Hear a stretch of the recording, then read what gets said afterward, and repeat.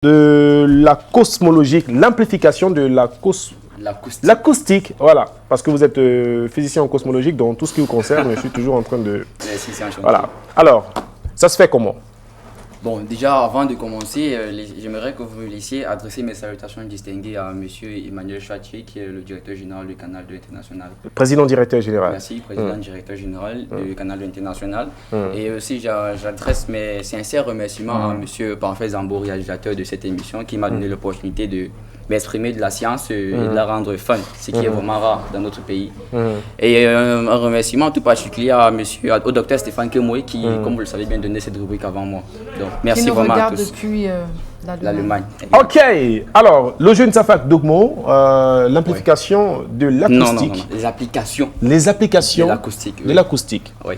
Il faudrait rappeler avec l'épisode de la dernière fois où je parlais juste du son. Et dans l'acoustique, c'est cette science-là qui étudie le son. D'abord. Et principalement, on est capable de savoir comment est-ce que les ondes mécaniques, c'est-à-dire ceux qui émergent des matériaux, se propagent dans les milieux gazeux, liquides, solides, et ainsi de suite. Voilà, donc l'acoustique trouve beaucoup d'applications dans notre quotidien et aussi dans l'ensemble des technologies modernes, etc. Nous avons par exemple l'acoustique architecturale.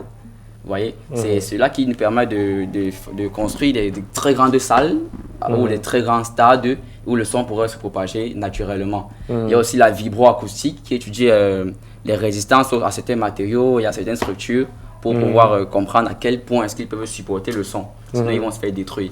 Par exemple, quand vous voyez une femme chanter à l'opéra et puis avec une voix tellement aiguë que les vitres se cassent, ça c'est un phénomène particulier de la vibroacoustique. Donc, en fabriquant une structure, on tient compte de ces potentiels dangers-là.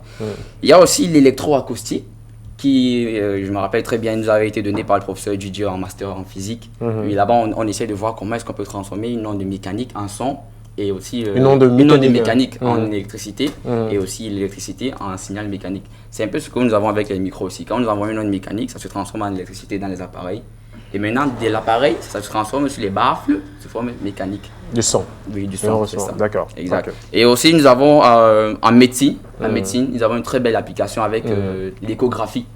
L'échographie. Donc, si par exemple, mademoiselle Jolie Amina est enceinte et qu'elle va dans un centre... Pourquoi tu choisis Amina et non Dorette qui est tout juste à côté de toi? Et c'est une longue histoire. Ah, oui. Je suis amoureux d'Amina, connaître le sexe de l'enfant. Voilà, pour connaître le sexe de l'enfant, on va voir comment est-ce que l'enfant va. Tu n'as pas répondu à ma question. On y arrive. Tu n'as pas répondu. Réponds à la question d'abord. Nous sommes en science. Voilà, donc pour ça, elle applique l'échographie. L'échographie, c'est une technique qui permet d'écouter ce qui se passe à l'intérieur du sein de la maman. Cœur de l'enfant. Et malheureusement, on ne peut pas l'écouter avec l'oreille humaine, puisque l'oreille humaine, c'est dans les fréquences de 20 Hz à 20 000 kHz. Au-delà, c'est l'ultrason.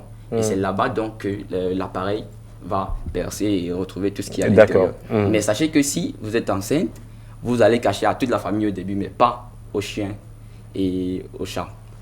Parce qu'ils écoutent dans l'ultrason. Ah, super.